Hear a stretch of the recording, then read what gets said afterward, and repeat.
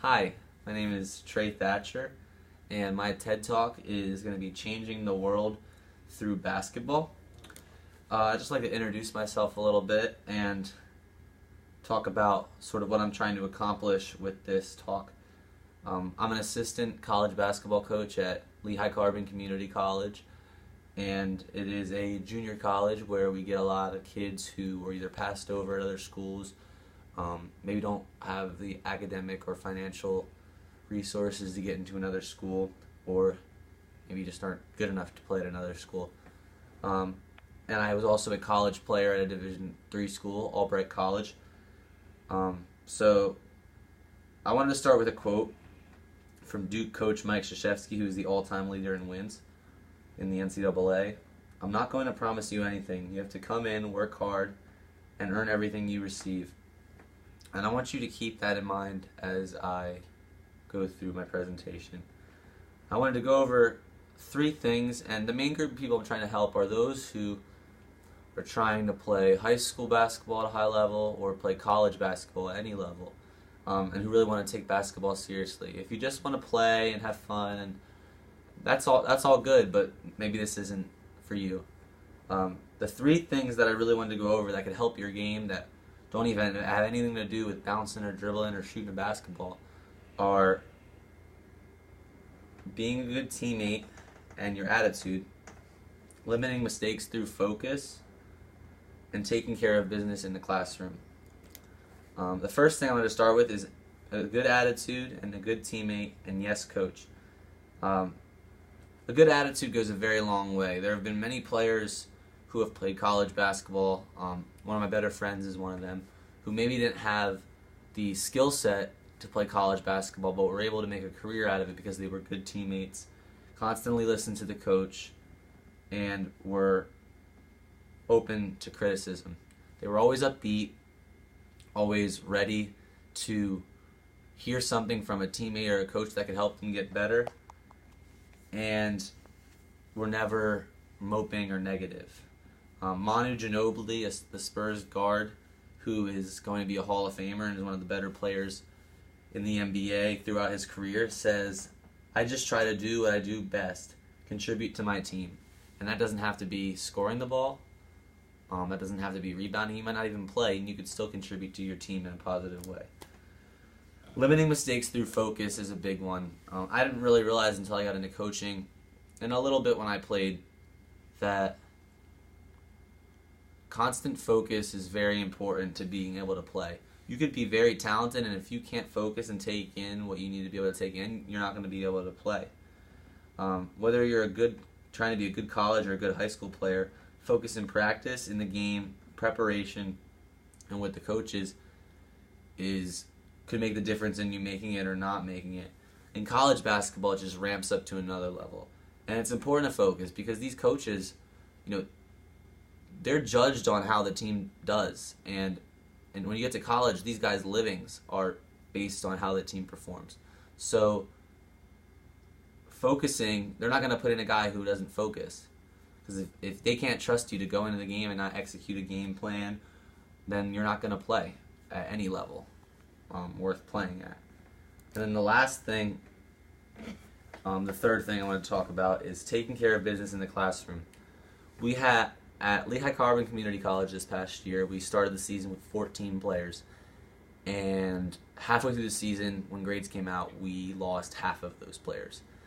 And that was because they weren't going to class, weren't doing what they had to do. They were doing what they had to do on the court, but off the court kept them from playing. And it's extremely sad when that happens to players, but getting into good habits when you're younger, if you're in high school or even going into college, it's not too late, is very important because it's going to be stressful. You're going to have practice, and then you're going to have late nights of doing homework, and then have class in the morning. And you got to be willing to put those hours in, or you're not even going to be able to play. And one thing I'd recommend to everybody is using the resources made available to you. A lot of high schools and all colleges have tutors that are there to help you and help you get the grades you need to play. Going to class and being there and showing that you want to be there and showing that you care is extremely important as well. Because teachers aren't going out of their way to fail people. Teachers don't want to fail a kid who's trying hard. and is giving it everything they have every single day. If you can get better grades, it increases the colleges you can go to and the places you can play. There are a lot of players who could play at a small level of Division One, but their grades don't allow them to, and they end up at a smaller school. And then that works the other way, where if you're a kid who is maybe a fringe guy and your grades are good, that might keep you on a college team. I know guys who weren't the most skilled guys, but their grades helped the team GPA. One of my good friends had a 3.7 GPA in high school, and he barely played. GPA in college, he barely played in all 4 years, but he helped the team's GPA. He had a good attitude, and he worked his hindquarters off. And that's really what you got to do. In conclusion, I wanted to wrap up with talking about how you still need to work on your skills as a basketball player. But along with your skills on the court, these 3 things make you a more well-rounded and better basketball player. I encourage everyone to be a student of the game. If you want to learn how to have a good attitude, to learn how players talk with their coaches and how they listen, just watch games, watch your favorite pros. All those guys, you might not think so, but they're all extremely focused. Whether it's in practice, whether it's in the locker room, whether it's in the huddle, just watch. They're all locked in on what the coach is saying. No one's looking around, not focusing, and if they are, they're probably not playing. Also, if you just go out and read about different colleges who are struggling with keeping guys eligible and what certain players do who even don't have great learning capacity but work hard and are able to get college degrees. Basketball can change the world for a lot of people by giving them an opportunity to go to college that they might not have otherwise had.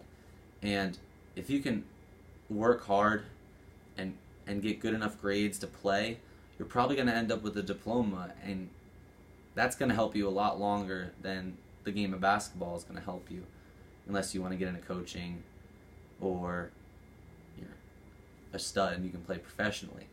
So I'm hoping that these 3 things that I told you can take with you and implement into your daily routines. And you might have to, if you're a guy who struggles with your attitude, it's going to take some time and take some adjustment. But 95% of the programs in America, and any of them that are worth playing at, these 3 things can help you a lot. So incorporate these things along with working on your game. Staying out of trouble is important, and just being in a positive place will help you be in a positive place and be able to improve yourself as a player and make coaches want to coach you and make teams want to have you. So thank you for listening to my TED Talk. I know it was a little short, but I hope you can incorporate it and use it to help you.